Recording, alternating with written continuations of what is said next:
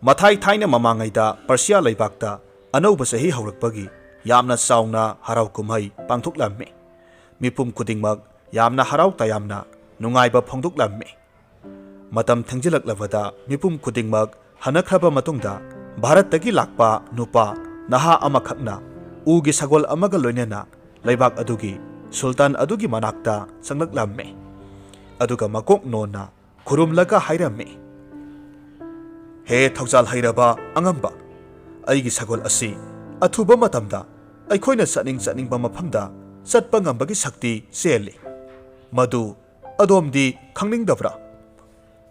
Wafamdu tabada Sultan aduna ngakladuna thajate. Wafamdu aingonda thajanaba utlu hairammi. Matamaduda nupa aduna utke adubu kadaidagi kadaida chatlo haibano haiduna hanglakki. Sultan na khummi Thonau asidagi uriba laplaba singsang asida chatluso. Aduga khongnang mana ama hektuna puro adu oirabadi ai thajarage. Nahaki matik mayai selaba sagol asigi magundo ai thajarage. Wahaidu tavada panthaba tawdana nupadu sagol aduda kakhatkre. Amasung sagol adugi yet thangba ngaksamda nalubada sagoldu paikhalakle. Amadi singsangdu tamna yamna yangna paikre. Mitkup phadana amuksu sagol aduga loinena nupadu khongnang mana hektuna halaklammi. Madu ubada Sultandu yamna ngaklammi. Sultan aduna asumna hairakki. Sumine he nahakna haibadumak asumbani. Nahaki sagol sidi top topi. Aidi nahaki sagol sidum yamna pame. Hayu nupa. Nahaki sagol asigi mamal kayano hayu. Adubu naha aduna yamna nolukna karimata thoksadana khumlaklammi. Angamba aidi sel karisu pamde. Aina pambadi adomgi isanupi Rajkumari adubuni. Sagol si lauro. Aduga madugi mahut oina Rajkumari du aingonda sinabiyu. Ai Rajkumari du yamna pamje. Ai mahaka luhungba pame. Wafamdu tavada mafam aduda lairamba phamnaiba sing adu phauba angakpa oirammi. Loinena Sultan aduna asumna khalli. Masigi sagolsi karigumba atopa laibak singna laikhiduna aigi laibak asina ngamdaba thabak thauram kaya tawruklabadi aikhoigi laibak asi khudong thiba tarakpa yai. Aduga amuk aina sagol asi isanupiga onakhiba tarabadi mipum khudingmakna aisi masa nungsiba khangdaba ama oinasu ukhidawribani. Asumna ngaihak khallaga Sultan aduna amuk hairaklammi. Ngaikho aigi isanupi aduda sagol asigi top topa magundo khanghandaba yade. Madu khanglaba matungda nahak amasung aigi warepto lepnasi. Mahaki wafamdu nupa naha aduna su yare.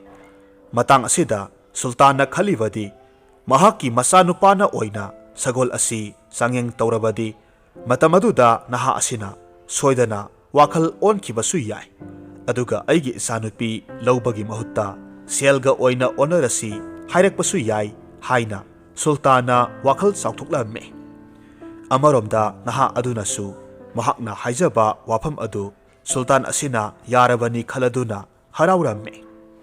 Adubu nakan amaromda Sultan adugi masanupa aduna sagoldugi magundu khangningba henmankhibana kamdongna sagoldu thawgani paigani amadi lephangani karimata haidaba makai sagol aduda phat tongkhatki. Amadi yet thangba mangaksamda naluvada khanghaudana sagol aduga loinena ahangba malangda paithakre. Madu ubada mayamdu angakpa amadi pakhatpa phaurammi. Asumna Rajkumardu paiduna satkre. Pung kaya haukrabasu Rajkumar adudi halakpa kauba laikhidre.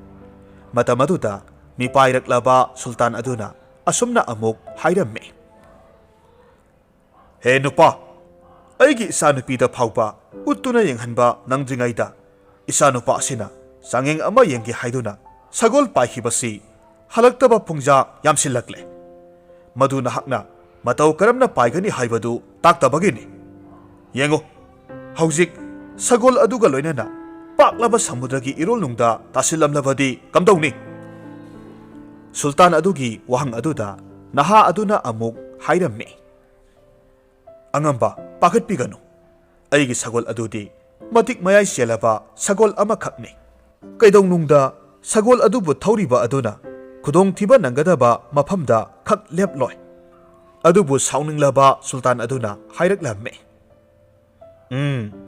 अइगी इसानुपा अदुना खुदोंथिबा हेक तारमलबदी नहाकपु नंगक कक्तुना हातकदबनी अदुगा इसानुपा अदुना हलक्त्रिबा फावबदी इसानुपीगी मसक ताकपति लायरदना नहाक कैसम संगदा लैगदबनी हेक हलक्पा मितकुप्ता नहाकपुसु थादोकनी अदुगा इसानुपी राजकुमारी अदुगी मसकसु यंगहनगनी असोमदना राजकुमार अदुदी अहांगबा मालंगदा मनिंग तमना पाइदुना संसारगी फजबा मफम कया कया सत्तुना यंगलम्मे अमदी नुंगाई थोकलम्मे कोइबा याबा कोइरुरबसु हौजिक्ति महाक्सु वारक्लबनीना मयुमदा हनिंगबा फाउरे अदुबु मतौ करमना युमदा हलक्कनी हाइदुना उपाय थिरकपदा सगोल अदुगी ओइ थंगबा ngaksamda नालबदी मयुमदा हलक्पा यागनी हाइदुना वाखल सागतलम्मे अमदी तपना नालम्मे मतमदुदा यामना वांगना पायरंबा सगोलदु तपना तपना तपथरक्तुना assume assume नेमथरक्लम्मे महाकना नेमथरक्लिबा मफम असिसु अतोप्पा लैबाक अमनी हाइबा थाबलगी मंगाल अदुदा मयक सेंगना उरम्मे लोइनना assume assume नेमथरक्पना हौजिक्ति कोनुंग अमगी yum मथक्ता महाकी सगोलदु खामख्रे Sagol अदुदगी कुमथरक्तुना अपिकपा थोंग अमखक लैबा उरम्मे मधु हांगदोक्तुना येंगलुबदा अमंबा मरक्ता मखारोमदा चटफम कुमफम अमा लैबा उरे अहानबददी राजकुमारदु अकीबा फाउरम्मे अदुबु assume assume कुमथरक्पना अमुक्सु थोंग अमा लोंदुना लैरमले थोंगदु तपना हांगदुक्लुबददी फज्जरबा का अमा ओइरम्मे अदुगा मनुंग अदुदा मसक मतौ निंगथिजख्रबी नुपी अमखक निंगाइदना तुमलंबा राजकुमार अदुना उरे फज्जख्रबा नुपी अदु येंगना असुम असुम संगसिलक्तुना नुपी अदुगी फमुंगदा फमथदुना ममित कुप्तना येंगदुना लैरिंगै नुपीदु तपना ममित पांगथोरक्ले नुपी अदुना फज्जख्रबा नुपा अमखक महाकी मनाक्ता फमदुना लैरंबा उबदा मंगला हाइदुना मखुतना लामदुना राजकुमार अदुदा सोक्लम्मे अदुगा असुमना हंगलम्मे नहाकपु कना ओइरबनो मफम असिददी कमदौना लाक्लिबा राजकुमार अदु नोकफेत तौना खुमलक्लम्मे ऐ पर्सिया लैबाकी राजकुमार ने नहाक कना ओइरबनो नुपीदुना खुम्मे ऐ बेंगल लैबाकी राजकुमारी ने इपाना अइबु मफम असिदा कालेन था खुदिंगी लैनेनाबा कोनुंगुमना फजबा मफम अमा सादुना थंबीबनी अदुबु हायु नहाक मफम असिदा कमदौना लाक्लिबनो अइगी का असिगी अकोइबदा इकोइ कोइना थोंगाकपा लानमी कया मरुमसु लैबनी नहाकना कमदौना मफम असिदा लैरमलिबनो असुमना यामना लांगतकनना हंगलम्मे मतम असिदा राजकुमार अदुना राजकुमारी अदुदा वारी पुमनमक तमलम्मे मदुदा राजकुमारीदु ममित कुप्तबा मखै राजकुमारदा येंगदुना यामना ngakna तारम्मे राजकुमारी अदुना सगोलदु कदाइनो येंगनिंगे हाइबदा राजकुमारदुना खुम्मे ngasidi khudong sararoi ahing thengle hayeng ayuk anganbada ai nangonda soidana utlage haiduna thajaba piramme kudak aduda राजकुमारी दुना मनाई मसल हौदुक्तुना साना थक्ननबा सिल लांगदुना राजकुमारबु अतिथि अमकी सेवा मतिक साना तौरम्मे फज्जरबा का अमसु सेम साधुना राजकुमारदु अहिंग दुमा लेक्ननबा सिलम्मे मतौ असुमना तेलबा अहिंगी मतमसिदा राजकुमारी अदुना राजकुमार अदुबु अपाम नुक्सी पोखिरम्मे मरम असिना अयुक अंगनबदा फज्जरबा फिजत लैतेंग तौदुना पुकनिंग हुना केसिंदुना राजकुमार अदुबु थोरकपा ngairame थोंगाकपा अमना राजकुमार अदुगी का अदुदा संखिदुना राजकुमारी ना महाकपु मपानदा ngaiduna लैरे हाइदुना तम्मे राजकुमार अदुसु का अदुदगी थोकलकपा मतमदा राजकुमारी गी सकफमदु उरुबदा पुंगाव ngaukre mahaki punsida asigumna phajarabi nupi amata ukhiba leitre. Matau asumna Rajkumar asinasu Rajkumari asibu apam nungsi phawkhre. Ayuk anganbagi asa athak tauraba matungda yumthak aduda makhoi animak kakhatuna sagol adubu yenglamme. Matau asumna Rajkumardu mafam aduda sayol amamuk lairamme. Kusilaklaba asidadi Rajkumardu mahaki leibaktu ningsinglakle. Maramaduna Rajkumari aduda asumna hairamme. Sakhelabi aigi ipadu aibu udavada laifam khanglamlaroi. Pakhatpa nungsuk nungjanaba amadi aigi iwa ipaw tadabana mahak yamna waram lagani. Aduna ai thuna aigi leibakta handaba yadre. Aihak aigi leibakta halloge. Aduga soidana nahaki nanak asida amuk lakhini. Aduga matungda aikhoi ani sauna luhonglasi. Rajkumar adugi wafam aduda nungnangba poklaba Rajkumari adunadi asumna mathwai wana khumlamme. Haujikmak nahakna aihakpu nahaki leibak adu tamna puduna sakhibadi kari akaiba leibage. Aihakti pamuba nahak yaudhana hingbasu ngamjaroi. Mitkup ama phawba nungsiba nahakpu udabada leitafam khangjade. Rajkumari gi mathwai wajabadu Rajkumarna khangi. Adubu mahaki mapa ibungo ningthawnadi wafamsi yarakadra hanglubada Rajkumari na khumlaklamme. Aihaki ipa ningthawna nahaki wafamdu kaidongnungda yarakloi. Yaroi haiba khangbanani. Aihakna ngasi haujikmak chatkrasi hairibasi. Kanasu udringai khangdringai mitkup asida chatkrasi. Matau asumna makhoi ani kopna khanaraba matungda mitkup phadana magul lairaba sagol adu tongkhatuna atiya tamna paikhalaklamme. Makhoi animak nungsi panthung yaurani haibagi nungaibata natana ahangba malang aduda ikoi koina paiduna lakpa asidadi amukka hena nungaibagi inot hapkhre. Rajkumargi Persia laibak tamna asum lakpa matamda haujikti laibak adu yorokpa aduaida auba praja miyamna Rajkumar halakle haiduna haraunaramme. Yamna thuna mapa ibungo Sultan gi nakong yaukhre. Sultan dudi lakliba paudu thajaramde amadi mathamoisu tanik tanik lamme. Mahaki masanupadu uningbana ngauramme. Asomdana Rajkumar aduna sagol adu leibak adugi sidaida khamduna Rajkumari adubu manai masal khara tawduna senahanduna laihallamme. Amasung mapa ibungoda mahaki khongsatki wari lirukhige aduga mahaki thawaina khoidajabi nahakpusu puraklabani haiduna hana tamluge hairamme.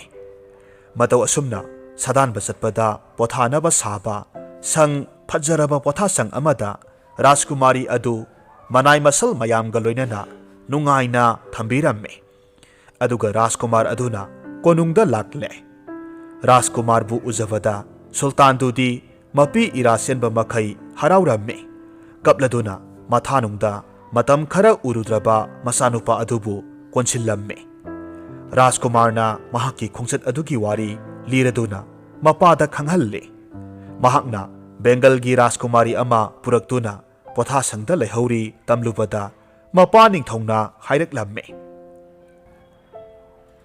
Kari haiba karigidamak mafam aduda panthaduna thamlibano konung asida purakpa yadabro chalo haujikmak lauruso luhongba haibasidi thengthabada afaba amata oide athuba matamda luhongnaba sengadabani. Masiga iroinana Sultana phajinduna thamliba naha adu thadoknaba yathang tawramme. Naha adu kaisum sangdagi thoraktuna Sultangi manak hek yorakpa matamda Sultan aduna asumna hairamme. Nupa aina nahakpu kaisum sangdagi thadokliba asi aigi wasakki matung inna isa nupa adubu soida ngamdana halakpa asigeni. Adubu takho nahakki sagoldu ai pamdre. Madu kudong thiba yamna thokadaba male. Sagol adu nahak pujakro. Wahaidu tarubada thamoi sokna naha adu konungdagi thoraklamme.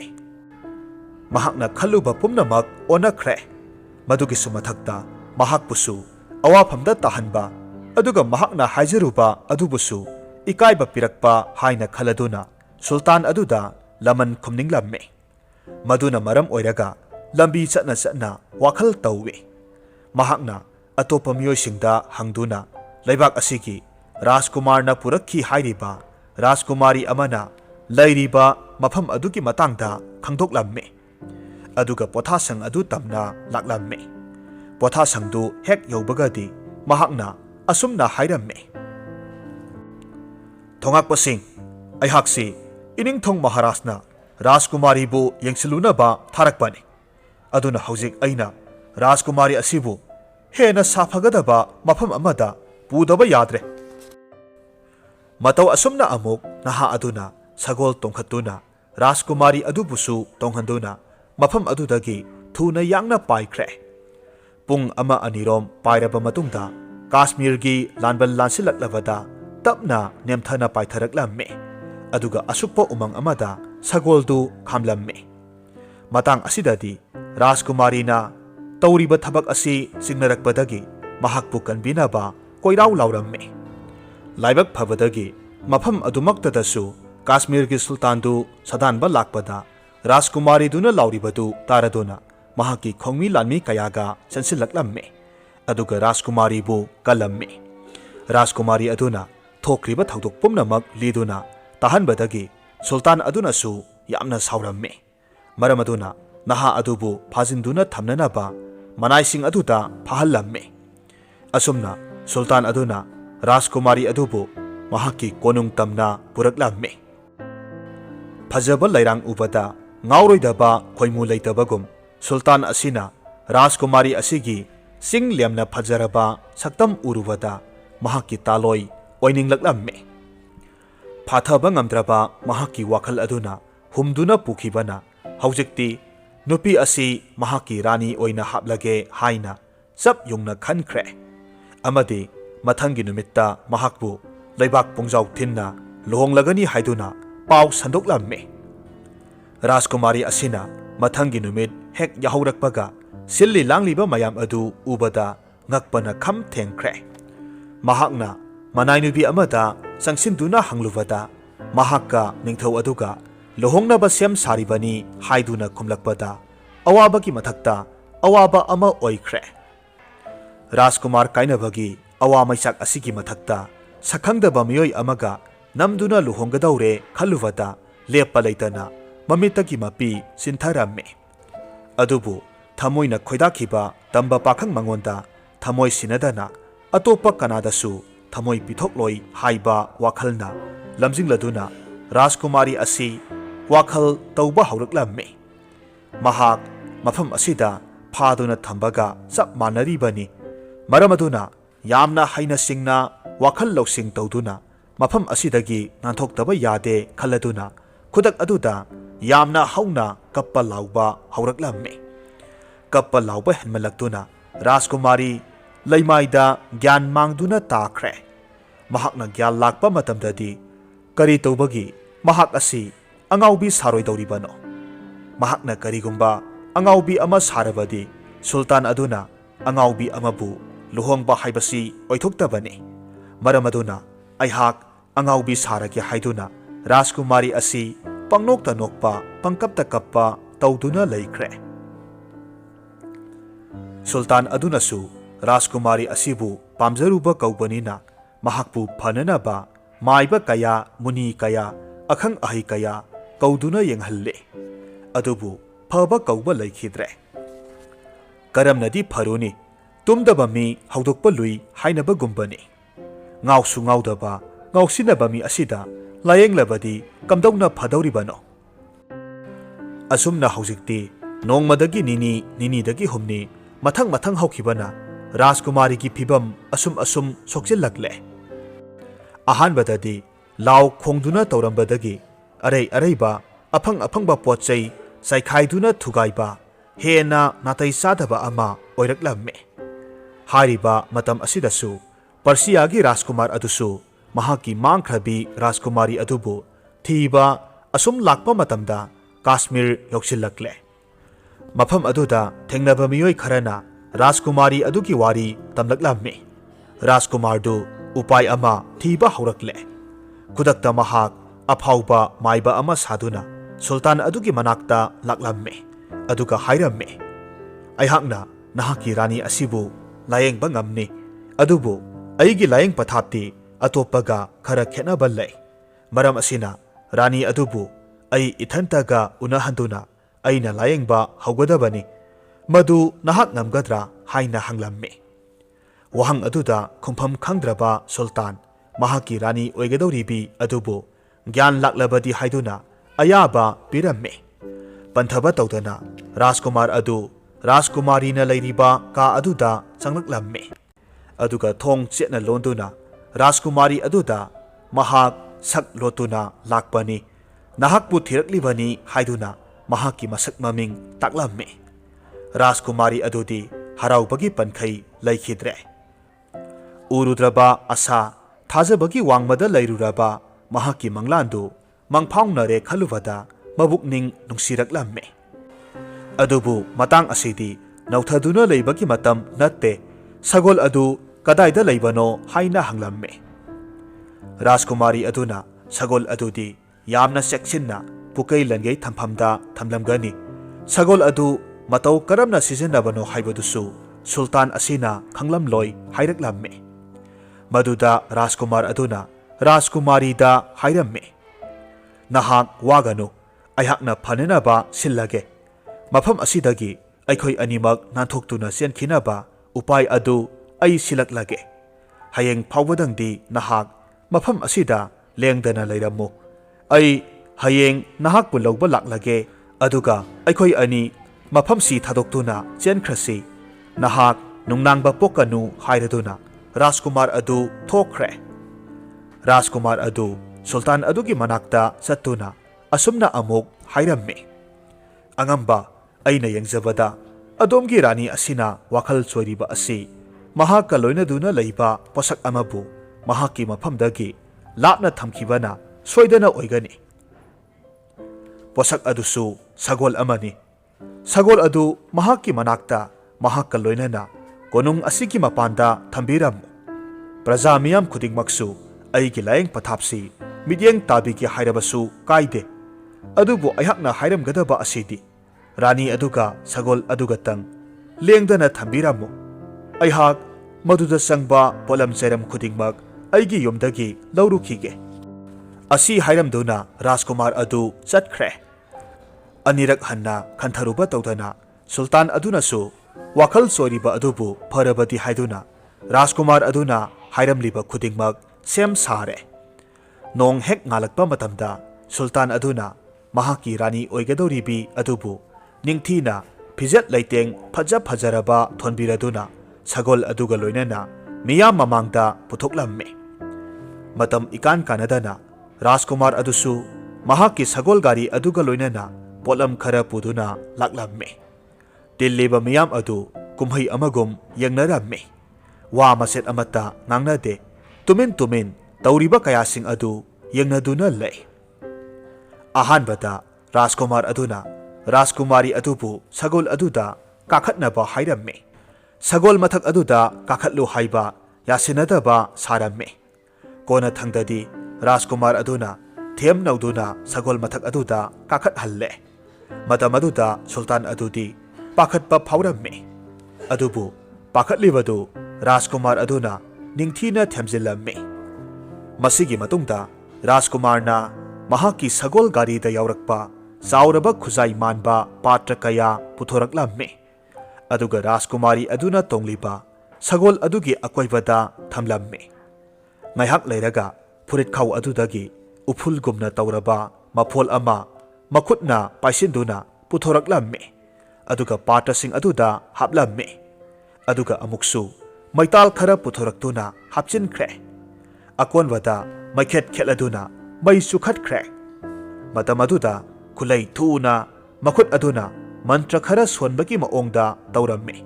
Aduga patra sing aduda phu launa kamsinba matamda mai brang launa haugalaklammi. Aduga maikhu wang karaklammi. Maikhu aduna helman khiduna ꯍꯧꯖꯤꯛꯇꯤ ꯔꯥꯖꯀꯨꯃꯥꯔꯤ ꯑꯗꯨꯒ ꯁꯒꯣꯜ ꯑꯗꯨꯒꯗꯤ ꯎꯕ ꯐꯪꯈꯤꯗ꯭ꯔꯦ꯫ ꯃꯤꯌꯥꯝ ꯄꯨꯝꯅꯃꯛ ꯍꯧꯖꯤꯛꯇꯤ ꯆꯤꯕꯣꯟ ꯆꯤꯕꯣꯟ ꯀꯔꯤꯅꯣ ꯇꯧꯔꯤꯕꯁꯤꯕꯨ ꯍꯥꯏꯗꯨꯅ ꯍꯪꯅꯔꯝꯃꯤ꯫ ꯑꯁꯨꯝꯅ ꯃꯩꯈꯨꯁꯤꯡ ꯑꯗꯨꯅ ꯍꯦꯟꯃꯟꯈꯤꯗꯨꯅ ꯃꯐꯝ ꯑꯗꯨ ꯃꯩꯈꯨꯗꯅ ꯄꯤꯛ ꯊꯟꯈ꯭ꯔꯦ꯫ ꯃꯇꯥꯡ ꯑꯁꯤꯗ ꯈꯨꯗꯣꯡꯆꯥꯕ ꯂꯧꯗꯨꯅ ꯔꯥꯖꯀꯨꯃꯥꯔꯗꯨ ꯁꯒꯣꯜ ꯑꯗꯨꯗ ꯀꯥꯈꯠꯈ꯭ꯔꯦ꯫ ꯑꯗꯨꯒ ꯌꯦꯠ ꯊꯪꯕ ꯁꯒꯣꯜꯗꯨꯒꯤ ꯃꯉꯛꯁꯝꯗ ꯅꯥꯜꯂꯗꯨꯅ ꯑꯇꯤꯌꯥ ꯄꯛꯅ ꯄꯥꯏꯈꯠꯈ꯭ꯔꯦ꯫ ꯃꯊꯛ ꯑꯗꯨꯗ ꯄꯥꯏꯅ ꯑꯁꯨꯝꯅ ꯔꯥꯖꯀꯨꯃꯥꯔꯅ ꯂꯥꯎꯔꯛꯂꯝꯃꯤ, "ꯍꯦ ꯑꯄꯪꯕ ꯅꯤꯡꯊꯧ, ꯃꯁꯥꯅ ꯌꯥꯗꯕ ꯅꯨꯄꯤ, ꯃꯁꯥꯒꯤ ꯃꯊꯃꯣꯏꯅ ꯌꯥꯅꯤꯡꯗꯕ ꯅꯨꯄꯤ ꯀꯩꯗꯧꯅꯨꯡꯗ ꯅꯍꯥꯛꯀꯤ ꯇꯥꯂꯣꯏ ꯑꯣꯏꯒꯦ ꯈꯜꯂꯨꯅꯨ꯫ ꯅꯨꯄꯤꯅ ꯄꯥꯝꯗꯕ ꯍꯥꯏꯕꯁꯤ ꯄꯥꯝꯗꯕꯅꯤ꯫ ꯅꯨꯄꯤ ꯑꯁꯤꯗꯤ ꯑꯩꯒꯤ ꯊꯋꯥꯏꯅꯤ꯫ ꯑꯩꯒꯁꯨ ꯂꯨꯍꯣꯡꯒꯗꯕꯒꯤ ꯃꯇꯝ ꯊꯥꯗꯨꯅ ꯂꯩꯔꯤꯕꯤ ꯅꯨꯄꯤ ꯑꯃꯅꯤ"꯫ ꯃꯇꯧ ꯑꯁꯨꯝꯅ ꯔꯥꯖꯀꯨꯃꯥꯔ ꯑꯁꯤꯅ ꯃꯍꯥꯛꯀꯤ ꯊꯋꯥꯏ ꯑꯣꯏꯔꯤꯕꯤ ꯔꯥꯖꯀꯨꯃꯥꯔꯤ ꯑꯗꯨꯕꯨ ꯃꯍꯥꯛꯀꯤ ꯃꯔꯩꯕꯥꯛ ꯇꯝꯅ ꯄꯨꯔꯛꯂꯝꯃꯤ꯫ ꯃꯔꯩꯕꯥꯛ ꯌꯧꯔꯗꯨꯅ ꯃꯈꯣꯏ ꯑꯅꯤ ꯂꯨꯍꯣꯡꯅꯅꯕ ꯆꯥꯎꯅ ꯁꯦꯝ ꯁꯥꯔꯝꯃꯤ꯫ ꯔꯥꯖꯀꯨꯃꯥꯔꯤ ꯑꯗꯨꯒꯤ ꯃꯄꯥ ꯏꯕꯨꯡꯉꯣ ꯑꯗꯨꯕꯨꯁꯨ ꯕꯦꯡꯒꯜ ꯂꯩꯕꯥꯛ ꯇꯝꯅ ꯕꯥꯔꯇꯣꯟ ꯊꯥꯗꯨꯅ ꯀꯧꯔꯨꯔꯝꯃꯤ꯫ ꯃꯆꯥꯅꯨꯄꯤ ꯑꯗꯨꯒꯤ ꯊꯃꯣꯏꯅ ꯈꯣꯏꯗꯥꯕꯗꯨ ꯎꯕꯗ ꯕꯦꯡꯒꯜꯒꯤ ꯅꯤꯡꯊꯧ ꯑꯗꯨꯅꯁꯨ ꯑꯌꯥꯕ ꯄꯤꯔꯛꯇꯨꯅ ꯔꯥꯖꯀꯨꯃꯥꯔ ꯑꯃꯗꯤ ꯔꯥꯖꯀꯨꯃꯥꯔꯤ ꯑꯅꯤꯃꯛ ꯆꯥꯎꯅ ꯂꯨꯍꯣꯡꯂꯝꯃꯤ ꯑꯃꯗꯤ ꯃꯁꯤꯒꯤ ꯃꯇꯨꯡꯗ ꯅꯨꯡꯉꯥꯏ ꯌꯥꯏꯐꯅ ꯄꯥꯟꯈꯤꯔꯝꯃꯤ꯫ ꯋꯥꯔꯤꯁꯤ ꯅꯨꯡꯉꯥꯏꯕꯤꯔꯒꯗꯤ ꯂꯥꯏꯛ ꯇꯧꯕꯤꯔꯝꯃꯨ, ꯀꯃꯦꯟ ꯇꯧꯕꯤꯔꯝꯃꯨ, ꯑꯃꯗꯤ ꯆꯦꯅꯦꯜ ꯑꯁꯤꯗ ꯅꯧꯅ ꯆꯪꯕꯤꯔꯛꯄ ꯑꯣꯏꯔꯒꯗꯤ ꯁꯕꯁꯀ꯭ꯔꯥꯏꯕ ꯇꯧꯕꯤꯔꯝꯃꯨ꯫